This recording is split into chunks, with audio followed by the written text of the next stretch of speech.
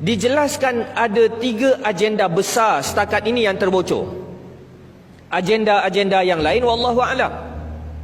Yang pertama adalah memindahkan ibu negara Israel dari Tel Aviv berpindah ke Jerusalem, berpindah ke Al-Quds, Baitul Maqdis. Agenda ini telah pun berjaya dicapai pada tahun lepas. Berjaya dicapai oleh tahun lepas. Pada tahun lepas, dari Tel Aviv berpindah ke Baitul Maqdis. Ini berjaya. Saya ingat lagi bila kita bahaskan isu ini beberapa tahun yang lalu, berapa ramai di kalangan kawan-kawan tak percaya isu ini, dianggap sebagai teori konspirasi. Sedangkan ini bukan teori konspirasi. Ini boleh dibaca melalui data-data yang rasmi. Yang kedua adalah mendapatkan Bukit Golan dan menguasai tebing barat, berkongsi kawasan tebing barat dengan Jordan. Dan tahun lepas apabila kita melihat, kita mengkaji bagaimana Tel Aviv itu dipindahkan ke Jerusalem, antara research center, antara Firil Research Center mengatakan bahawasanya tahun depan mereka akan menakluk Golan, dan tepat tahun ini mereka menakluk Golan, Bukit Golan. Yang ketiga, memindahkan penduduk Gaza dari Gaza berpindah ke Sinai. Berpindah ke Sinai kelihatan agak mustahil, tetapi cadangan-cadangan memindahkan penduduk Gaza ke Sinai sudah mula diapungkan melalui media-media mereka pada hari ini. Maka kalau disebutkan bagaimana nak pindahkan, kita perlu faham Gaza berdepan dengan pergelutan survival hidup.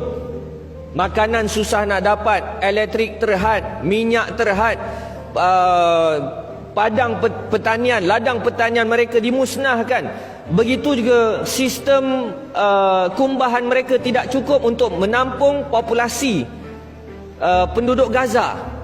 Maka sampai satu masa dengan himpitan hidup, begitu juga Israel mengisytiharkan kita akan ganyang Gaza semaksimum mungkin untuk menyelesaikan isu ini.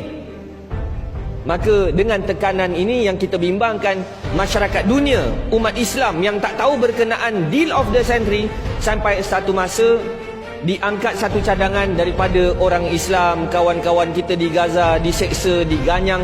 Baik kita bersetuju supaya mereka berpindah saja ke Sinai.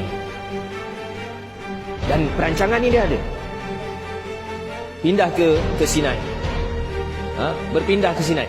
Apabila umat Islam berpindah ke Sinai, maka Israel semakin terbuka untuk meluaskan kawasannya ke Gaza dan kawasan yang seterusnya. Maka di soal tadi, apakah pentingnya Bukit Golan? Dari sudut kawasan yang strategik, ya, dan berkaitan dengan petanda hampirnya kiamat, Bukit Golan antara saksinya. Kerana di kaki Bukit Golan ada satu tasik yang menjadi sumber air kepada negara Israel, iaitu tasik Tabariyah, tasik Galilee.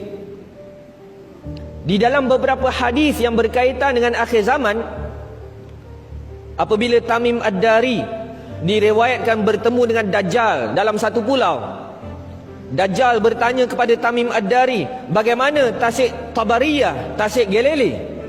Maka dia jawab, tasik Galilee ada air lagi. Sampai satu masa tasik Galilee tak ada air. Bila tak ada air, Dajjal akan keluar. Dan hari ini tasik Galilee itu dibuat kiraan update per minggu, betapa surutnya tasik Galilee, semakin surut, semakin surut, semakin surut.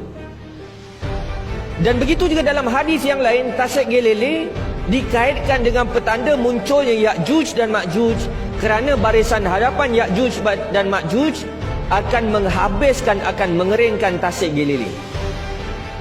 Jadi kita perlu faham, yang kita bicarakan pada hari ini adalah ilmu akhir zaman versi Islam.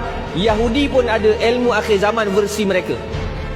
Jadi kalau kita lihat forum-forum mereka, mereka katakan kalau berjayanya deal of the century ini merupakan permulaan kepada tempoh 7 tahun sebelum berlakunya perang besar yang mereka katakan sebagai Armageddon.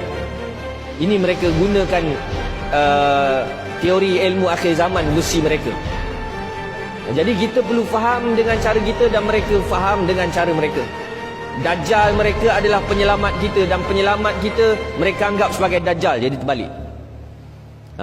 Jadi isu ini adalah isu yang besar, seakan-akan setelah hancurnya negara-negara Arab daripada akibat Arab Spring, Israel seolah-olah bebas untuk mengisytiharkan peluasan kuasa sebagaimana mereka bebas mengisytiharkan Golan berada di bawah taklukan mereka pada hari ini.